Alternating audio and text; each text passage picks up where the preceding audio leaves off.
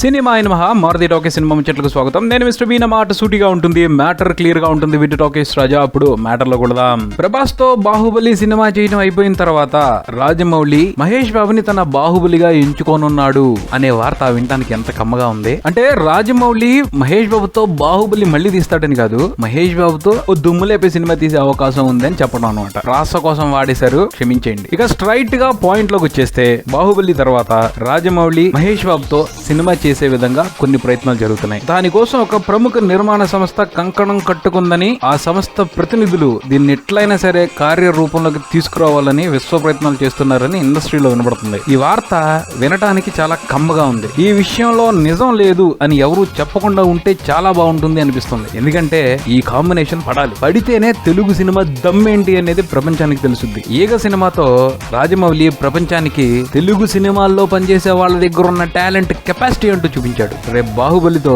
Hollywood కే ఎదురెళ్తున్నాడు. ఎటువంటి సందేహం లేదు, రేపు బాహుబలి ప్రపంచం మొత్తం తెలుగు సినిమా వైపు చూసేట్టు, దాని గురించి ఆలోచించేట్టు, ఆ పైన ఎక్కువగా మాట్లాడుకునేట్టు చేస్తుంది. బాహుబలి దక్కించుకునే సక్సెస్ ని బట్టి రాజమౌళి ఇంటర్నేషనల్ ఫిగర్ అయిపోవటం ఖాయం. అంటే మనకి ఓ హాలీవుడ్ రేంజ్ సినిమా తీయగలిగిన దర్శకుడు దొరికేశాడు.